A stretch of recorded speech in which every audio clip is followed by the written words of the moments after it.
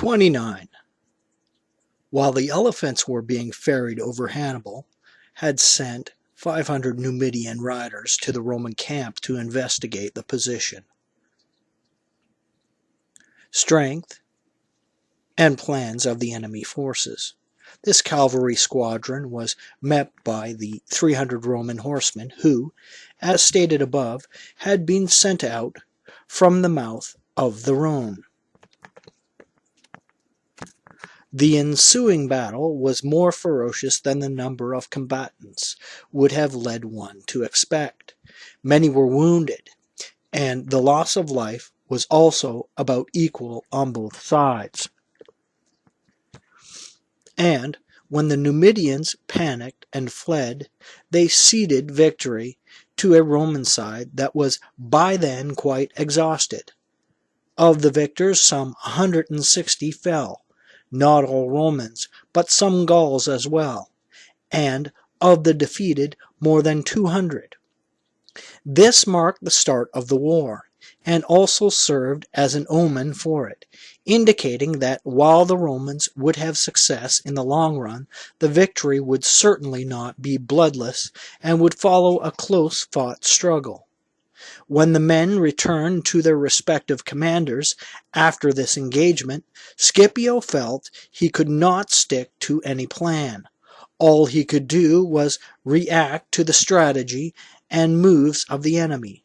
As for Hannibal, he was unsure whether to continue the march on Italy that he had started or to engage with this Roman army, the first that had appeared before him. But he was kept from an immediate confrontation by the arrival of a delegation of Boians and their chieftain Megillus. These promised to act as guides for the routes to be taken and to share the dangers with him, and they told him that, in their opinion, he should invade Italy before opening hostilities and without weakening his forces in any other theater before he did so.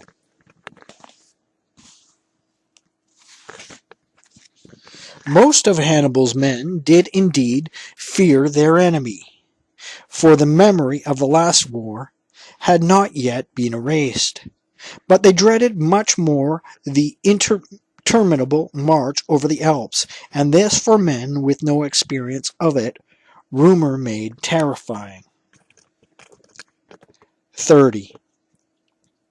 After deciding to go ahead with his march and make for Italy as planned, Hannibal called a meeting of the men and roused their spirits with a mixture of criticism and encouragement. He was shocked, he said, that hearts ever fearless would have been subject to a panic attack. They had served and served victoriously for so many years, and they had not left Spain before seeing all the tribes and lands between its two seas under Carthaginian control.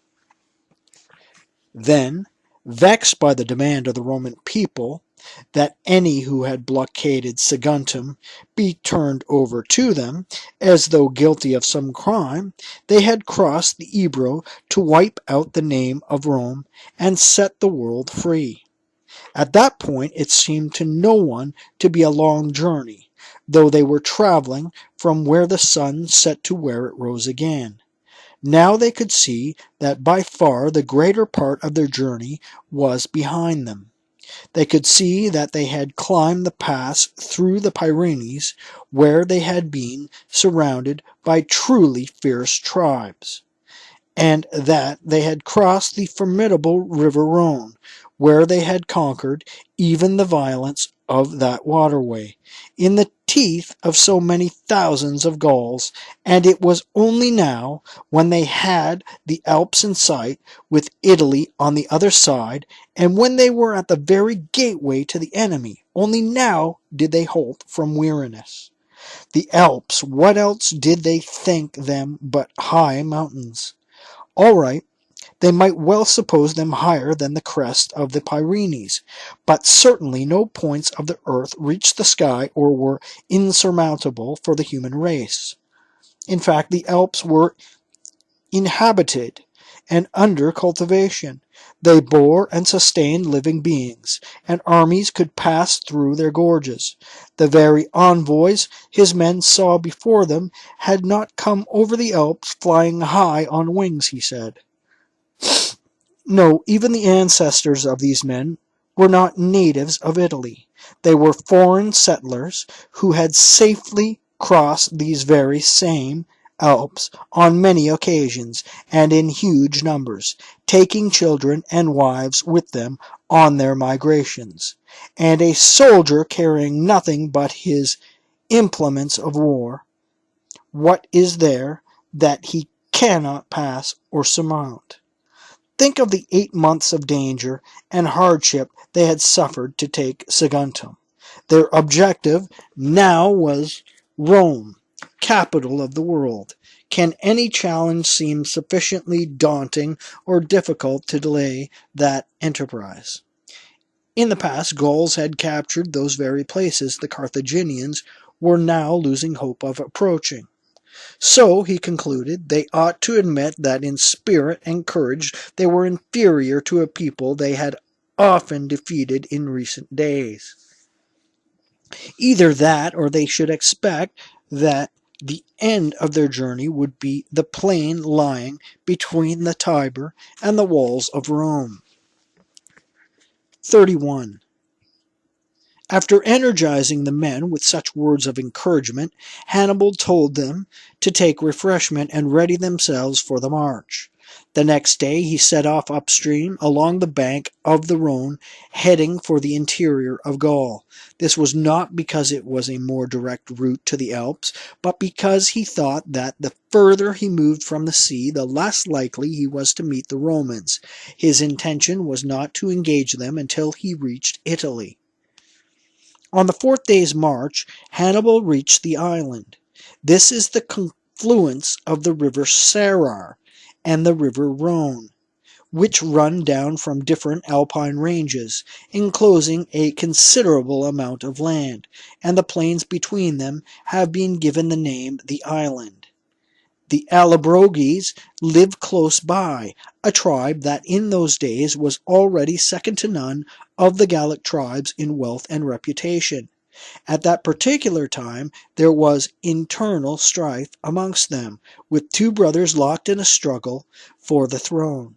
The elder brother, whose name was Brunchius, had already been the ruler, but was now facing the prospect of being deposed by his younger brother and a clique of younger men, who had greater strength but less justice on their side.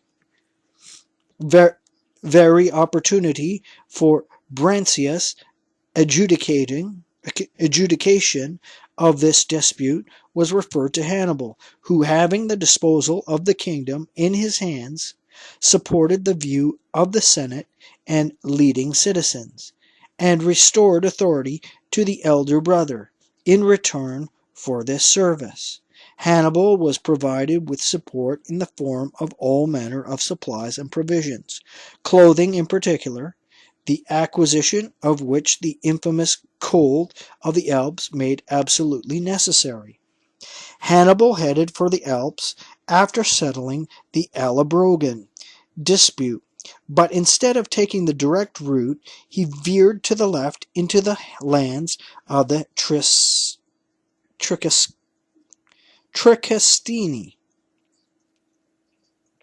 Hannibal headed for the Alps after settling the Allobrogan dispute, but instead of taking the direct route, he veered to the left into the lands of the Tricastini. He then advanced through the border territory of the Vogontai into the lands of the Trigorai, meeting no obstacle anywhere on his route until he reached the river Druentia, also an alpine river. The Druentia is, of all the waterways of Gaul, by far the most difficult to cross. The volume of water it carries is enormous, but it is not navigable, because it has no banks to confine it. It flows Its flow is divided amongst a number of channels that never remain the same, and the river is continually forming new shallows and new pools, making passage hazardous, also for a foot soldier. In addition, it rolls along gravel, thus providing no steady or secure footing for any one stepping into it. At that time, too, it was in spate. At that time, too, it was in spate from the rains, which caused terrible problems for the men as they tried to cross. For in addition to everything else, they were also thrown off balance by their own fear and discordant cries. 32. Some 3 days after Hannibal had moved camp from the bank of the Rhone, the consul Publius Cornelius had come to the enemy encampment with his army in battle formation, intending to engage without delay.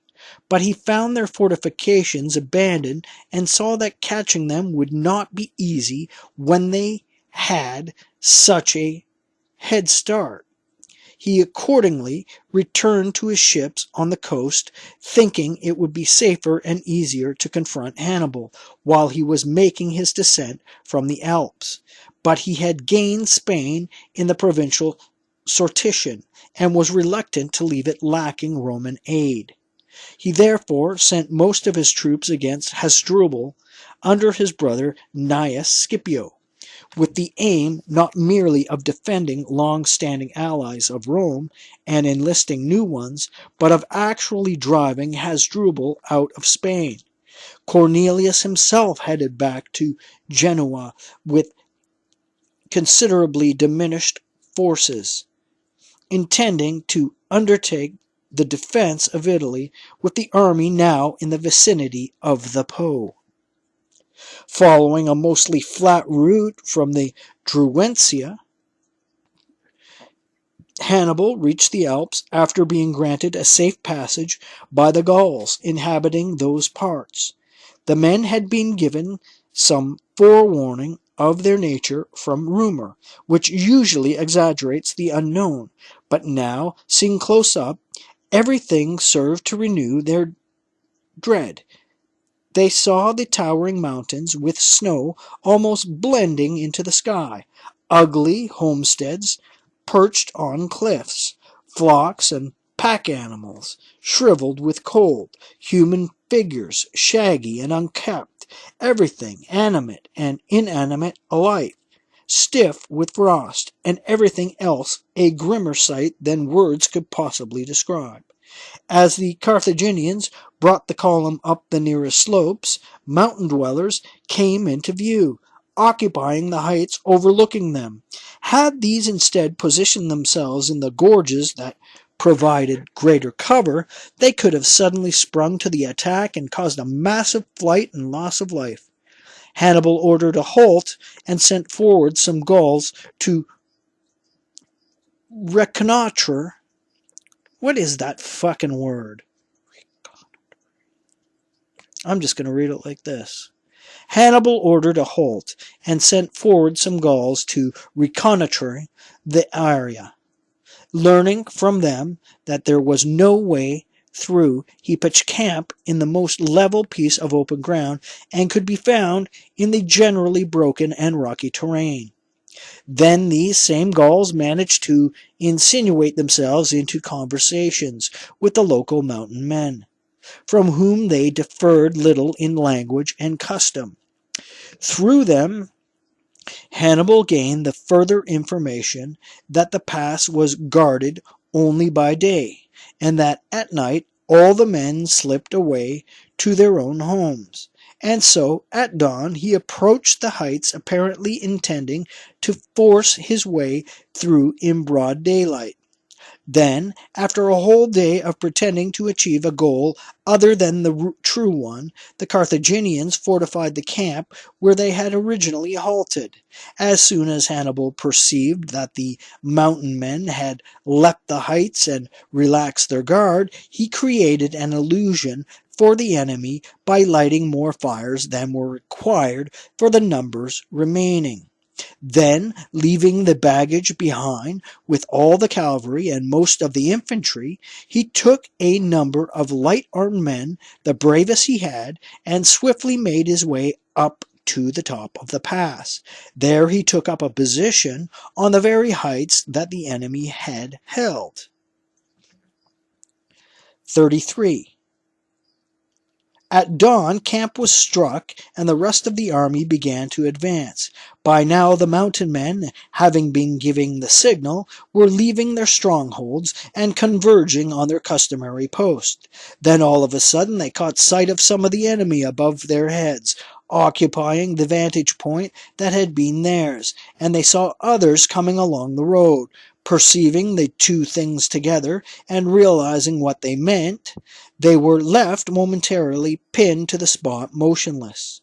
They then observed some disarray in the pass, with the column thrown into disorder by its own difficulties, and the horses especially panic-stricken, thinking that whatever they could add to the panic would be enough to finish off their enemy. They came charging down together at various points over the rocks, familiar as they were with the paths and trackless areas alike. At this point, the Carthaginians really were under pressure, both from the enemy and from the roughness of the ground, and as they struggled to be the first out of danger, there was more fighting amongst themselves than there was with the enemy. The horses posed the greatest danger for the column. Startled by the confused shouting, which was intensified by the woods and echoing ravines, they reared up, and those that chanced to be struck or wounded became so frantic as to cause severe damage to the men and all the various kinds of baggage. The pass had precipitously steep cliffs on either side, and the crowding caused many to be hurled down into a sheer abyss, some of them in armor, but it was just like a building collapsing when pack animals came tumbling down along with their loads. Frightful as the scene was, Hannibal nonetheless halted for a short while and held back his men for fear of only worsening the confusion and panic. Then he saw that a break in the column was occurring, and that if the baggage were lost, he faced the risk of having wasted his time in bringing the troops through safely. He therefore swooped down from the higher position, and with his assault scattered the enemy. Through this also increased the commotion amongst his men. That commotion, however, was calmed in an instant when the mountain men fled and left the paths clear, and soon the entire force was brought through not simply unmolested, but almost in silence. After this, Hannibal took the stronghold that served as the regional capital, along with the villages around it. And with the food and livestock he captured there, he fed his army for 3 days, no longer troubled by the mountain men, who were cowed by the initial defeat or by the terrain. He made considerable progress during those 3 days. 34. The Carthaginians next reached another tribe that was comparatively populous for mountain dwellers, and here Hannibal almost came to grief, not through open resistance, but through duplicity and subterfuge. His own tricks of the trade. The older chieftains of the local strongholds came to the Carthaginian as spokesmen. They had learned a salutary lesson from the suffering of others. They declared and preferred to try out the friendship of the Carthaginians rather than their military strength. They would follow Hannibal's instructions to the letter, they said, and he was invited to take from the provisions, guides for his route, and hostages as a guarantee of their promises.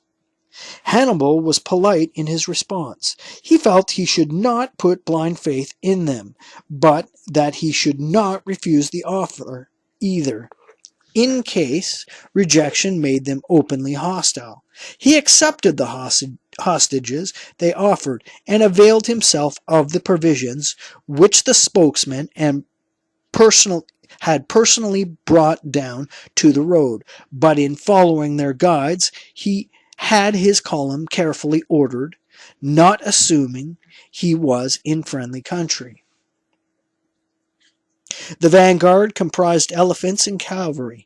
Hannibal himself brought up the rear with the best of his infantry, anxiously looking about with every step. When the column reached a narrowing of the road, overlooked on one side by a mountain ridge, the barbarians rose up from all their hiding places. They attacked the Carthaginians front and rear, engaging hand to hand and from a distance and rolling huge rocks down on the column. An enormous body of men bore down on the rear, and the infantry wheeled round to face them, leaving no doubt that, had it not been for the reinforcement provided for both ends of the column, the Carthaginians would have suffered a calamitous defeat in that pass. Even as it was, they faced extreme peril and were almost destroyed, for Hannibal hesitated to send down his division into the pass. It would mean leaving the infantry without the support in the rear that he was himself providing for the cavalry. The mountain men thereupon attacked from the side, cutting the column in half, and occupied the road. Hannibal then spent a night cut off from the cavalry and baggage.